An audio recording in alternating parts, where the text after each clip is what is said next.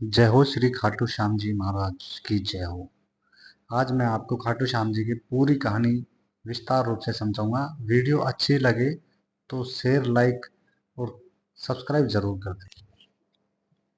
आज से कुछ वर्ष पूर्व तक श्री खाटू श्याम जी का नाम केवल राजस्थान में ही जाना जाता था, मगर इधर कुछ वर्षों में खाटू श्याम जी का प्रचार इतना बढ़ गया है कि भारत में ही नहीं अपितु समूचे विश्व में भी उनका नाम गूंज रहा है। बल्कि अनेक परिवार में खाटू श्याम जी के चमत्कारों को अपनी आंखों से प्रत्यक्ष देख चुके हैं। राजस्थान के सीकर जिले में रींग कस्बे से 18 किलोमीटर की दूरी पर श्री खाटू श्याम जी का मंदिर स्थित है, जहां प्रभु के दर्शन मात्र से ही जीवन में खुशियां एवं सुख शांति के भंडार भर जाते हैं। श्री खाटू श्याम जी की पौराणिक प्रचलित पावन कथा संक्षिप्त में इस प्रकार बता जा रहा हूँ।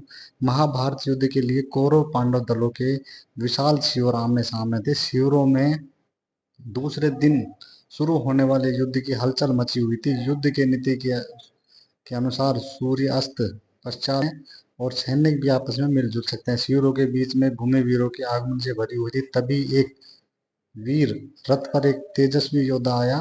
पीपल वृक्ष के नीचे अपने अपना रथ रोका, घोड़े को खोलकर चरने के लिए छोड़ा और शस्त्र उतारकर जलपान करने लगा और अपने रथ पर ही विश्राम करने के लिए बैठ गया।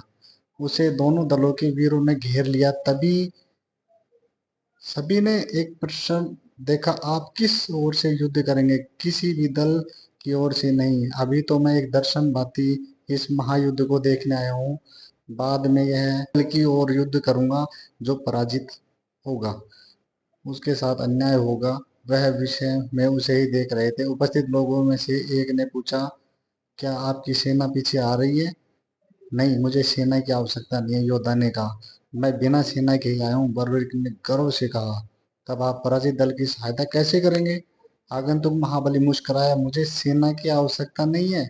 मुझे अपने इस धनुष और 3 बाणों पर आसानी से विश्वास है। मैं एक ही बाण से शत्रु सेना का विनाश कर सकता हूँ। छूटने पर मेरा पहला बाण प्रत्येक व्यक्ति की मृत्यु स्थल का निशान लगा देगा और दूसरा बाण उसकी मृत्यु अवश्य कर देगा। फिर उनमें से किसी ने पूछा कि आपका नाम क्या है? तो मैं उन्होंने बताया कि मैं भीमसेना का पुत्र, घटोत्कच का पुत्र महाबल बार्बरिक हूँ। आंधी की तरह कुछ ही क्षणों में यह बात दोनों शिविरों में फैल गई। हर किसी पर बर्बरिक का नाम ही गूंज रहा था। बर्बरिक लोग बात की गहराई तक नहीं पहुंच पा रहे थे, पर बात की गंभीरता को समझने वाले योद्धा चिंतित हो उठे। भगवान श्री कृष्ण सोच विचार करने लगे कि यदि वास्तव में ही वह वीर निर्बल पक्ष का साथ देगा तो पांडवों की विजय होने की कौरव निर्बल हो जाएगी। फिर वह वीर उनकी ओर से लड़कर पांडव की विजय को पराजय में बदल देगा। क्या यह वास्तव में ही ऐसा धनुधर है जो दोनों बाणों में से ही शत्रु को विनाश कर देगा? चलकर परीक्षा लेते हैं, श्री कृष्ण जी ने कहा। वह उठे और बर्बरी के पास पहुंचे। उन्हें आता देख सभी सैनिक गण इधर उधर हट गए। बर्बरी ने श्री कृष्ण का अभिनंदन किया। दोनों में परिचय हुआ। श्री कृष्ण ने कूटनीति का आश्रय लेते हुए पूछा, तुम इन 3 बाणों के द्वारा सारी सेना का संहार कैसे कर सकते हो? बर्बरी ने गर्व से अपना सिर उठाया, धनुष पर एक बाण चढ़ाकर कहा, देखिए मैं इस प्रकार से पूरी शत्रु सेना का विनाश कर सकता हूँ। आप इस पीपल के पेड़ को देख रहे हैं? मेरे यह बाण आपके समस्त पीपल के पत्तों को बीन देगा। आप चाहे तो मैं धरती पर बिखरे इन सूखे पत्तों को भी बीन सकता हूँ। श्री कृष्ण का यह दृश्य देखने के उत्सुक थे। उन्होंने दोनों पत्ते तोड़ लिए, एक को हाथ में मुट्ठी में बंद किया और दूसरों को पांव के नीचे दबा लिया। बर्बरक ने अभिमंत्रण करके बाण छोड़ा। सभी ने देखा कि पेड़ और धरती का प्रत्येक पत्ता चिन्हित था। श्री कृष्ण ने मुट्ठी खोली तो वह हाथ का पत्ता भी चिन्हित और पैर के नीचे वाला भी पत्ता चिन्हित था। श्री कृष्ण चिंतित हो गए। तब वह बर्बरीक ने दूसरा बाण छोड़ा। प्रत्येक पत्ता बीच में से बिंधा हुआ था।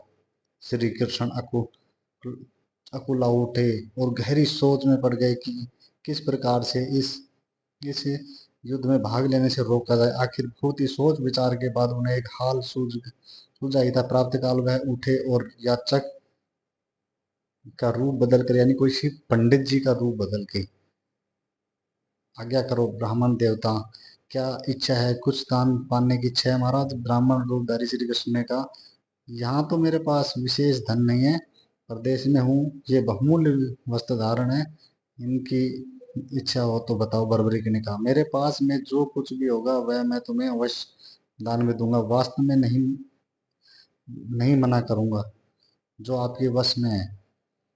तब मुझे कोई इनकार नहीं, चाहे तुम मेरे प्राण मांग लो। प्राण इतना दम अच्छा नहीं है, महाबली कह तो दिया अच्छा होगा, अच्छा नहीं है, महाबली कह दिया तो अच्छा हो, ऐसा है जो मुझे आपका सिर काट कर दे दीजिए।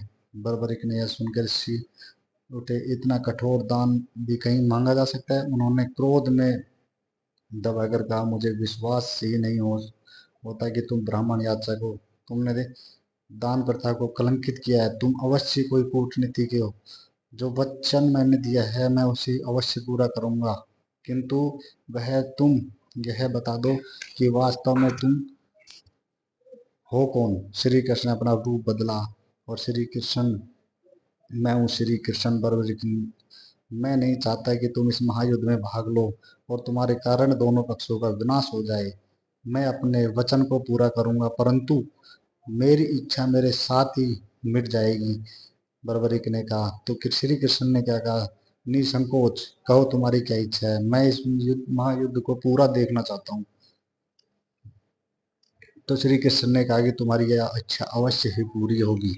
जी महाराज ने बर्बरिक को आशीर्वाद दिया कि आज के बाद तुम सीकर जिले की स्थिति में शीश के दानी यानी मेरे नाम से श्री खाटू श्याम जी महाराज से की पूजे जाओगे।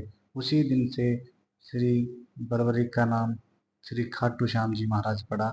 और खाटू श्याम जी मंदिर पे एक बहुत ही अच्छा कुंड है, कुंड के पास में बाग बाग बगीचा लगा हुआ है, बगीचे में फूल है और वहाँ कुछ देवी देवता का स्थान है, जो फूल तोड़कर देवी देवता को चढ़ाया जाता है। और ये भी बताया जा रहा है कि श्री खाटू श्याम जी महाराज के वहाँ पे सबसे पहले एक दूध की धारा निकली थी और खुदाई के समय वहाँ शीश भी निकला है, तो ये बताया गया है। तो इस पूरी कहानी को आपको अच्छी लगे तो लाइक शेयर और कमेंट जरूर करना। बोलो जय श्री खाटू श्याम जी महाराज की जय, जय शीश के दानी की जय, बोल सहारे के सहारे की जय।